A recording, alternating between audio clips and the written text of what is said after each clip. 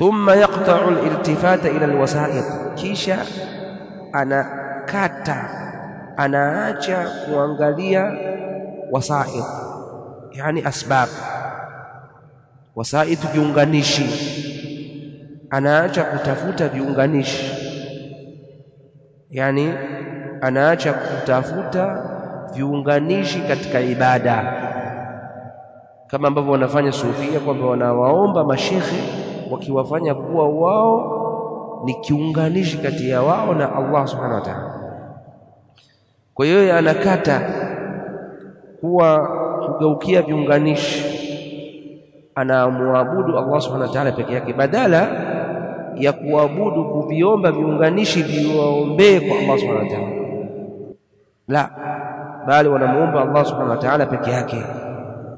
Asema, ndio maana hapa akasema wa ya'buduhu subhanahu ibadatan yufriduhu biha, na amwabudu Allah subhanahu wa ta'ala ibada ambayo anampokesha yeye ndani yake na wala hamshirikishi na kiunganishi, kama ambavyo washirikina waliulizwa, kwa nini mnaabudu hayo masana?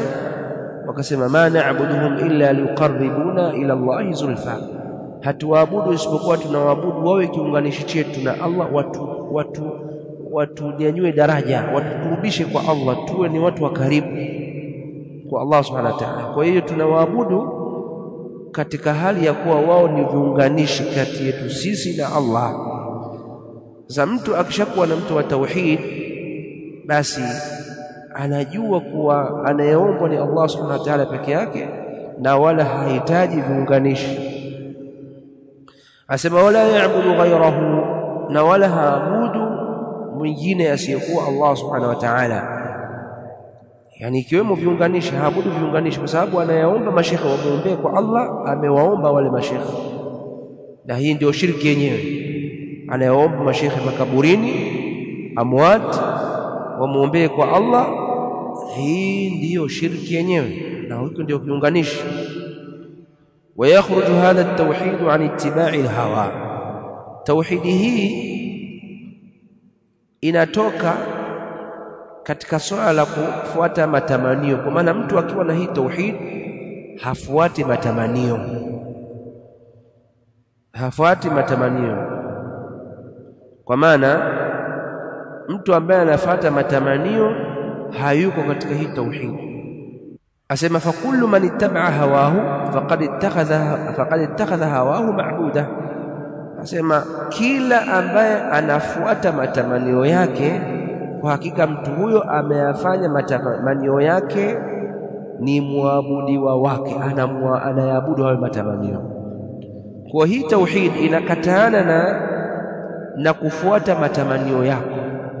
Ukifuata matamanio yako umeyaabudu hayo matamanio, na ikiwa matamanio hayo unaoyafuata ni matamanio ya shirk na kufur, basi utakuwa umefanya shirk na utakuwa ni mushrik. Ikiwa ni matamanio ya kufur, utakuwa kafir baada ya kusimama hujja na vizuizi kuondoka. Fakullu man ittaba'a hawahu faqad ittakhadha hawahu ma'buda, na ikiwa matamanio hayo ni katika ufasik, basi utakuwa fasik. Ikiwa matamanio hayo ni katika bid'a, utakuwa mubtadi', wa hakadha.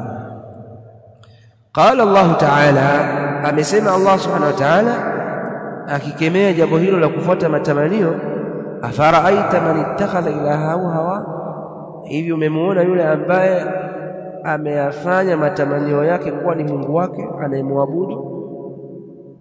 Kwa maana yoyote anayefuata matamanio yake anayaabudu yale matamanio, na akiwa kama tulivyosema yanampelekea katika shirki, anakuwa mushrik billahi azza wa jalla. Na yoyote yule ambaye ameacha njia ya haki amefuata matamanio, kwa sababu siku zote mtu anakuwa na an-nafsu al-ammaratu bisu, anakuwa na nafsi inayomwamrisha maovu, na lazima apigane nayo jihadi hii nafsi. Na hii ndio maana ikasema kuwa jihadu nafsi awsa'u jihadi ya nafsi ndio jihadi pana kuliko jihadi zote. bali ndio jihadi kubwa kuliko jihadi zote, bali jihadi zote haziwezi kusimama bila jihadun nafsi. Jihadun nafsi ndio msingi wa dini, ndio msingi wa ibada zote. Hawezi mtu kuswali kama hajapigana na nafsi yake, hata asimamisha jihadi ya nafsi yake. Hawezi mtu kuamka alfajiri kama hajasimamisha jihadi ya nafsi yake. Hawezi kutoa zaka au sadaqa kama hajapambana na nafsi yake ambayo inamuamrisha maovu. Hawezi abadan. An-nafsu al-ammaratu bis-su', nafsi ambayo inaamrisha maovu lazima upambane nayo, na hii ni awsa'ul jihad, ndio jihadi pana kuliko jihadi zote, jihadun nafsi. Anasema wa idha ta'ammalta, naam iqra. وإذا تأملت عرفت أن عابد الصنم لم يعبده إنما عبد هواه، وهو ميل نفسه إلى دين آبائه فيتبع ذلك الميل. وميل النفس إلى المألوفات أحد المعاني التي يعبر عنها بالهوى، ويخرج هذا التوحيد عن السخط على الخلق والالتفات إليهم. فإن من يرى الكل من الله كيف يسخط على غيره أو يؤمن سواه، وهذا التوحيد مقام الصديقين. نعم. إذا تأملت ukiwa utazingatia vizuri, ikiwa utazingatia vizuri, arafta, utajua anna abida sanam lam ya'buduhu wa innama abada hawa. Ukiwa utakuwa na mazingatio mazuri, basi utajua kwamba mwenye kuabudu masanamu hajaabudu sanamu, wa innama abada hawa, lakini ameabudu matamanio yake. Yani matamanio yake yamemwambia abudu sanamu, akaliabudu lile sanamu, fil hakika ameabudu yale matamanio yake, amearidhisha yale matamanio yake, kwa sababu matamanio yametaka hivyo. Sio kwamba kile kinachoabudiwa kimetaka hivyo, kimemwambia niabudu. Matamanio yake ndiyo yametaka aabudu ile sanamu. Akishaliabudu ile sanamu, matamanio yake yameridhika, kwa hiyo ameabudu matamanio yake, sio sanamu. Wazi? Mileka sio sanamu. Sasa inaweza ikasemwa kitendo chake cha kuabudu sanamu, lakini alichokiridhisha sio sanamu, ameridhisha nafsi yake, ameridhisha matamanio yake.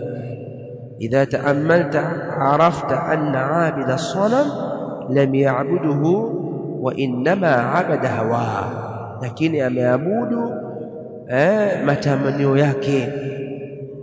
اقرأ الحاشية نمبر 3 عفوا. الصنم هو ما اتخذ إلها من دون الله، وقيل هو ما كان له جسم أو صورة، فإن لم يكن له جسم أو صورة فهو وثن. انظروا النهاية لابن الأثير.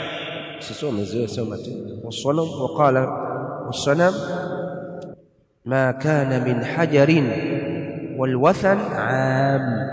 وقال في الكليات والصنم ما كان من حجر والوثن عام. anasema sonam matukhidha ilaha min dunillah, ni kitu ambacho kimefanywa kuwa ni Mungu, ni muabudiwa kinyume na Allah subhanahu wa ta'ala. Ni kitu kilichofanywa kuwa muabudiwa kinyume na Allah subhanahu wa ta'ala. Hili ndio sonam. Waqila, na pamesemwa kuwa as-sanam ma kana lahu jismun au sura. Sanam ni dude ambalo limechongwa kwa maana linaonekana. Jismu ni kitu ambacho kinaweza kukusika au kuonekana, hiyo ndio jismu. Kwa ni kitu ambacho kimechongwa kinaonekana, au sura, au kina sura, kimechongwa sura. fa in lam yakul lahu jismun au sura fa huwa wathan, kama haitokuwa na kitu kilichochongwa au sura, basi hiyo haitwi sanam, bali inaitwa wathan. Na anasema katika kulliyat, wasanam ma kana min hajar, sanam ni ile lililotengenezwa kutokana, ni jiwe lililochongwa sanamu. Hiyo ndio sanam, ikachongwa katika shakli ya kitu chenye roho mfano. Walwathan na wathan ni jumla, kila kinachoabudiwa sawa sawa kimechongwa au hakijachongwa. Mfano wa sanam maarufu kwamba yako masanamu yamechorwa kama binadamu au kama si madude gani, na watu wanaabudu. Hayo ni masanamu. Wathan, kuna vitu vinaabudiwa ambavyo havijachongwa. Mfano maiti kaburini, watu wanamuomba. Mtu anaweza kaa yuko msikitini akawa anamuomba shekhi wake kaburini. Huyu shekhi hapa ni wathan, na wala sio sanam. Kaburi hapa ni wathan, na wala sio sanam. Wazi? Naam. Au mtu akawa anaabudu jini halionekani, lakini analiabudu jini. Hapa ni wathan, analiabudu wathan, sio sanam. Mfano mtu anaabudu malaika haonekani, wathan. Haina maana kwamba yule malaika anakosa, la, lakini wale wanaoabudu ndio wenye makosa, wao wamemfanya kuwa ni wathan. Hakadha sheikh, ikiwa hakuamrishwa au hajafundishwa abudiwe, yeye hana kosa, lakini wanaomwabudu wamemfanya wathan. Na hii tafriki ni nzuri, ni hasan. Hii kutofautisha kati ya sanam na wathan ni jambo zuri kabisa. Naam, anasema وإذا تأملت عرفت أن عابد الصنم لم يعبده وإنما عبد هواه وهو ميل نفسه إلى دين آبائه فيتبع ذلك الميل. kufuata matamanio ni nafsi yako kumili katika dini ya baba. Yani wale wanaofuata matamanio ambao wanaabudu masanamu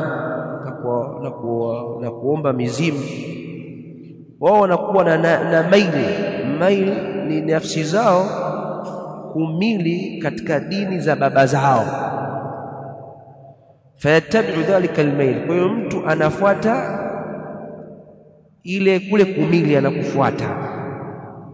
anafuata kule kumili katika dini za baba zake, yani za kuabudu masanamu na kuabudu mawe na kuabudu mizimu, kama walivyokuwa wanafanya washirikina wa Quraysh. Walikuwa wakiulizwa, kwa nini mnaabudu haya? Leteni hujja na burhan. Wanasema wajadna abaana kadhalika yaf'alu, tulikuta baba zetu wakifanya, kwa na sisi tunafanya hivyo hivyo, kwa sababu tumekuta baba zetu wakifanya. Hatuna hoja nyingine zaidi ya hiyo, ni mukallida, wanafuata baba zao. Amma almuslim wanaangalia hujja na burhan, anachokifuata kimethibiti katika Qur'ani wa Sunna au hakijathibiti, sawa sawa wazee walikifanya au hawajakifanya. Kinachotakikana ni kufuata yaliyothibiti katika Qur'ani na Sunna, sawa sawa wazee walikifanya au hawajakifanya. Hata kama ukikifanya wewe au ukikiacha, utakuwa umekhalifu wazee. Inawezekana wazee walikuwa hawajui usahihi wake, au inawezekana kuna sehemu walikuwa wanafahamu hivi, kumbe hawakufikiwa na vitabu havikuwafikia, wakawa wamejua jambo au hawakulijua jambo kiundani wake. Na hii ipo ikiwa maulama wakubwa kina Imam Shafi'i, kina Imam Malik, kina Imam Ahmad, kuna mambo mtu alikuwa anampita katika hawa maulama, jambo linampita, anasema hili silijui, hili silifahamu, au anakuja kutoa fatwa, anakuja kukuta kwamba fatwa hii aliyoitoa ni ya kimakosa, kwa sababu kuna masala ilikuwa hayajamfikia, alikuwa hayajui, anabadilisha fatwa. Ndio maana kuna baadhi ya maulama wanafuata ya zamani na iliyofuatia wa hakadha. Anasema wa huwa mailu nafsihi ila dini abaihi fayattabi'u dhalika almail.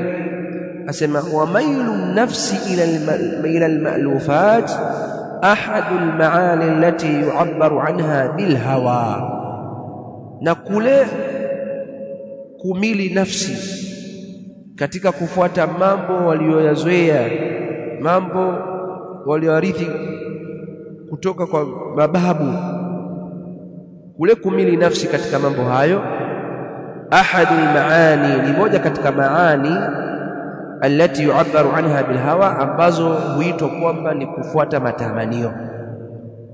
Yani mtu akiwa ametupewa hujja akasema la, mimi bwana nafuata mababu zangu, siwezi kuacha, siwezi kuwa khalifu, hiyo ni moja katika maana ya kufuata hawa. Hata kama babu zako bwana hapa wamefanya makosa, la, hata kama mimi nafuata tu bwana, Allah anasema kadha kinyume na usahihi kadha, la, mimi bwana sitaki. Ni moja katika kuabudu hawa, kuabudu matamanio ya nafsi. ويخرج هذا التوحيد عن السخط على الخلق. hii tauhid, mtu mwenye hii tauhid anakuwa hawezi kuwachukia waja katika yale ambayo yanamsibu, aliyokadiriwa na Allah subhanahu wa ta'ala, katika mambo ya masaib, katika mambo ya masaib hawezi akapatwa na ugonjwa akawachukia waja. Waliltifati ilaihim, bali hawezi kuwa yeye kila analolipata anaangalia waja wanasema nini, waja watamsaidia vipi. Taban katika yale ambayo watu wanaweza kukusaidia wanakusaidia, lakini katika yale ambayo huwezi kupata msaada isipokuwa kwa Allah subhanahu wa ta'ala, basi hii tauhidi inamfanya mtu asiegemee na asitegemee isipokuwa kwa Allah subhanahu wa ta'ala wahda. Asema fa inna man yara al-kulla min Allah, hakika yule ambaye anaona kuwa mambo yote yanatoka kwa Allah, yani khairi na shari zote zinatoka kwa Allah, kaifa yaskhatu ala ghairihi, sasa atamchukia mwingine wakati anaona kila jambo limekadiriwa na Allah subhanahu wa ta'ala. Na ikiwa kama umepatwa na msiba kwa kusababishwa, ikawa sababu ni fulani kimaumbile, lazima umchukie yule fulani, lazima umchukie. Bali ikiwa kama fulani ameua, anashtakiwa na anahukumiwa, na hii sio makusudio ya sakhat. As-sakhat hapa makusudio ya kukataza kuchukia ni kuchukia kunakoonyesha ulalamishi, kunako yani kana kwamba wewe Allah subhanahu wa ta'ala amekuonea katika hili, kwa hasira zako unazihamishia kwa fulani. Kaifa yaskhatu ala ghairihi au yuammilu siwa, au vipi anakuwa anataraji kutoka kwa asiyekuwa Allah subhanahu wa ta'ala, anataraji msaada au manfaa au madhara. Vipi ataraji manfaa au kuondoshewa madhara kutoka kwa asiyekuwa Allah subhanahu wa ta'ala, hali ya kuwa anajua kwamba yote yanayotusibu yamekadiriwa na Allah subhanahu wa ta'ala.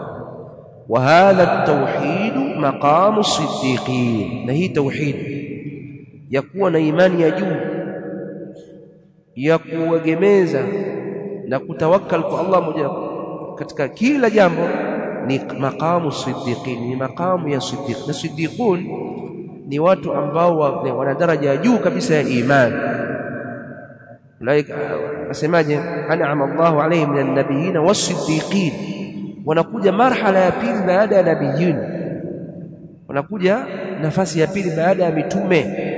Hao as-siddiqun nao ni watu wenye daraja ya juu kabisa ya imani baada ya mitume, hao ndio as-siddiqun.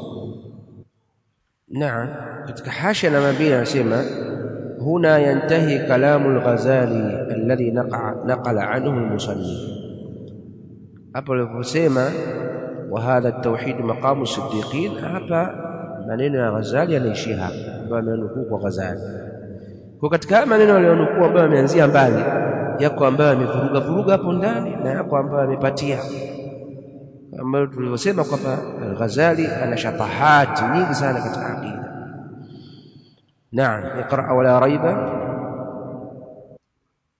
ريب أن توحيد الربوبية لم ينكره المشركون، بل أقروا بأنه سبحانه وحده خالقهم وخالق السماوات والأرض والقائم بمصالح العالم كله، وإنما أنكروا توحيد الإلهية والمحبة، كما قد حكى الله تعالى عنهم في قوله: ومن الناس من يتخذ من دون الله أندادا يحبونهم كحب الله والذين آمنوا أشد حبا لله، فلما سووا غيره به في هذا التوحيد كانوا مشركين، كما قال الله تعالى: الحمد لله الذي خلق السماوات والأرض وجعل الظلمات والنور ثم الذين كفروا بربهم يعدلون، أي يسوون غيره به. وقال الله تعالى: وهم بربهم يعدلون. نعم. asema wala raiba anna tauhid ar-rububiyya lam yunkiruhu al-mushrikun, hakuna shaka kabisa kwamba tauhid ar-rububiyya washirikina hawajaipinga abadan, washirikina hawajaipinga, bal aqarru bi annahu subhanahu, bali wamekiri kwamba Allah subhanahu wa ta'ala wahda peke yake khaliquhum, ndiye muumbaji, wa khaliqus samawati wal ardh, na ndiye muumba wa mbingu na ardhi, wal qa'imu bi masalihil alami kulli, na ndiye ambaye anaendesha mambo ya ulimwengu wote, ndiye anayasimamia. Wa inma ankaru tauhid al-ilahiyyah wal mahabba, lakini wao walikanusha tauhid al-uluhiyya, ito tauhid al-uluhiyya wal mahabba, na kumpwekesha Allah pekee yake katika mahabba, yani kumpenda Allah subhanahu wa ta'ala pekee yake katika ibada. Kwa nasema wala raiba anna tauhid ar-rububiyya lam yunkirhu al-mushrikun, hakuna shaka kwamba tauhid ar-rububiyya hawajaipinga washirikina, na hii ni katika hali ya ujumla, yani katika hali ya ujumla washirikina hawakuipinga tauhid ar-rububiyya, lakini wako baadhi ya washirikina kwa kipindi hicho walikuwa si wengi sana, walipinga tauhidi rububia, walipinga tauhidi rububia kwa kipindi hicho, lakini walikuwa wachache sana. Yani walinasibisha kuumba kwa asiyekuwa Allah subhanahu wa ta'ala. Wako kundi katika washirikina walinasibisha uumbaji kwa asiyekuwa Allah subhanahu wa ta'ala, lakini katika zama za leo, liko kundi kubwa sana la watu wa makufar ambao wanapinga tauhid rububiyya. Hawakiri kule kuwepo Allah, hawakiri, hawakubali kwamba Allah yupo sembuse kuumba mbingu na ardhi, hawakiri kwamba kuna Mungu wala kufufuliwa wala pepo wala moto wala kuhesabiwa, hawakiri hilo, hawalitambui na wanakanusha. Wanasema asili ya dunia imeumbwa na nature, imejiumba yenyewe tu, tabia, nature by nature, na wala sio kwamba kuna muumbaji aliumba. Na hawa ni wengi katika makufari wa Ulaya na Marekani, wengi katika makufari wa Ulaya na Marekani na baadhi ya nchi za mashariki na baadhi ya nchi za mashariki ya mbali. Wengi katika wao hawaamini kuwepo Mungu wala kuwepo kufufuliwa wala pepo na moto, na hao ni mulhidun, na hili tumelieleza mara nyingi na lazima tukariri sana katika hili ili lieleweke wazi. Lakini wengi katika washirikina katika kipindi cha Mtume sallallahu alaihi wasallam, wengi wao wanakiri kuwepo Allah subhanahu wa ta'ala, kuwepo Mungu, kuwepo naye ndio aliumba mbingu na ardhi, bali Ibilisi mwenyewe anakiri kwamba Mungu yupo. Ibilisi anakiri kwamba Mungu yupo. Qala rabbi anzirni ila yawmi yub'athun, anamuomba Allah subhanahu wa ta'ala amcheleweshe ili aweze kupoteza watu. Kwa hiyo anakiri kuwepo Mungu. Hawa hawakiri, hawa mu'dham kuffar Europa wa Amerika. Soma hashia namba 3. أي من حيث الجملة قال ابن أبي العز من حيث الجملة من حيث washirikina min haythu aljumla hawajikanusha tauhid rububiyya min haythu aljumla, ama wako waliopatikana baadhi japo wachache ambao walikanusha tauhid rububiyya. Naam, اقرا. قال ابن عبد العز قال ابن أبي العز الحنف وكثير من مشرك العرب وغيرهم قد يظن في آلهته شيئا من نفع أو ضر بدون أن يخلق الله ذلك. نعم، wako baadhi ya washirikina wa Arabu ambao walidhani kuwa miungu yao wanaoiabudu masanamu kwamba inanufaisha na kudhuru bila uumbaji wa Allah subhanahu wa ta'ala, bila uumbaji wa Allah subhanahu wa ta'ala wa hayo madhara au manfaa. Kwa maana yake wamenasibisha uumbaji kwa hayo masanamu. Liko kundi kubwa katika washirikina wa Kiarabu. Kwa hiyo hawa wamenasibisha uumbaji kwa masanamu yao wako. Asema aqul wa yuayidu hadha, iqra. أقول ويؤيد هذا ما رواه البخاري ومسلم عن زيد بن خالد الجهني رضي الله عنه قال صلى لنا رسول الله صلى الله عليه وسلم بالحديبية على إثر سماء كانت من الليل، فلما انصرف أقبل على الناس فقال هل تدرون ماذا قال ربكم؟ قالوا الله ورسوله أعلم. قال أصبح من عبادي مؤمن بي وكافر، فأما من قال ممطرنا بفضل الله ورحمته فذلك مؤمن بي وكافر بالكوكب. أما من قال ممطرنا بنوع كذا وكذا فذلك كافر بي مؤمن بالكوكب. نعم، حديث معروف ambayo ipokea Imam Bukhari na Muslim kutoka kwa Zaid bin Khalid al-Juhani radhiyallahu anhu kwamba alisema kwamba Mtume sallallahu alayhi wasallam siku moja aliwaswalisha wakiwa Hudaybiyah, kulikuwa na mvua usiku.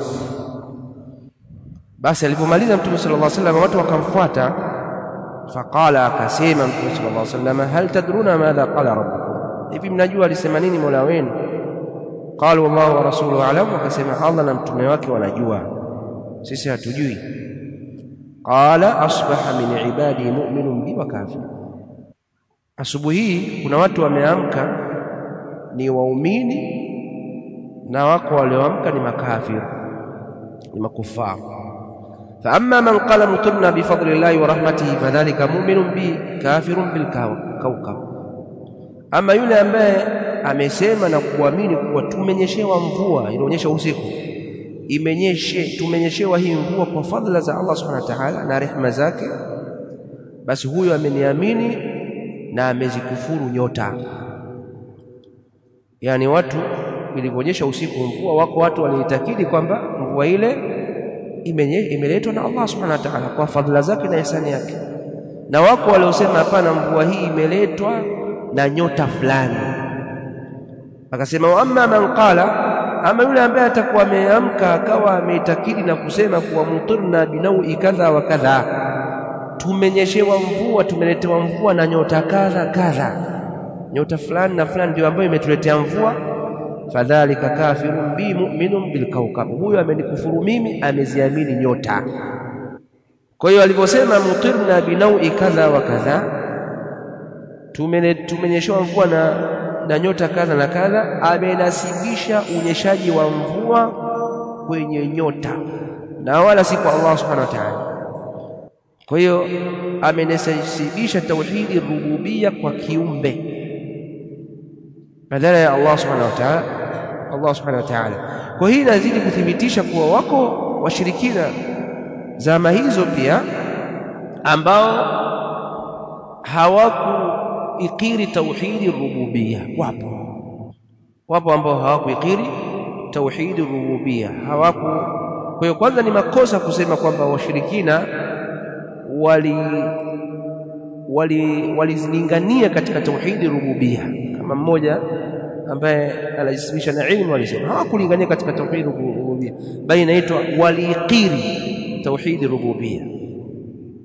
Na kama tulivyosema, hili ni kundi kubwa la washirikina, lakini wako ambao nao ni kundi kubwa pia ambao wamekanusha tauhid ar-rububiyya.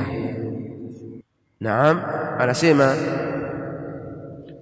kama qad haka Allah ta'ala anhu fi qawlihi, kama ambavyo Allah amewaelezea hao washirikina aliposema wa minan nasi man yattakhidhu min duni llahi andadan, na wako miongoni mwa watu ambao wanamfanya asiyekuwa Allah kuwa miungu, wanawafanya wasiokuwa Allah kuwa miungu. Yuhibbunahum andadan, hapa maana yake ni shuraka, wanawafanya wasiokuwa Allah kuwa ni washirika wa Allah katika ibada. Yuhibbunahum kahubbillah, wanawapenda hao washirika wanaomshirikishia Allah subhanahu wa ta'ala kama wanavyompenda Allah. Kwa hiyo wamemshirikisha Allah katika mahabba, na mahabba waliokusudiwa hapa ni mahabba ya ibada. Wakawapenda washirikina mahabba ya ibada kama wanavyompenda Allah subhanahu wa ta'ala mahabba ya kiibada. Yani waliwapenda miungu yao walioabudu mahabba ya kiibada, ambao ndani yake kuna kudhalilika, kuna kujinyenyekeza kwa Allah subhanahu wa ta'ala. Na hii ni shirki, na hii ni shirki katika mahabba. Walladhina amanu ashaddu hubban lillah, na wale walioamini hakika wao wanampenda zaidi Allah subhanahu wa ta'ala kuliko hao washirikina wanavodai kuwa wanampenda Allah subhanahu wa ta'ala, wa fil haqiqa wao hawampendi Allah subhanahu wa ta'ala kwa sababu wanamshirikisha. Sasa vipi wao wanampenda Allah subhanahu wa ta'ala hali ya kuwa wanamshirikisha? Kwa nadhani tuishi hapa, tutakamilisha hapa kuanzia hapa kwa darasa ijayo insha Allah, sababu kuna ufafanuzi kidogo hapa katika masala ya mahabba na muda umeisha. Sallallahu ala nabina Muhammad wa ala alihi wa ashabihi.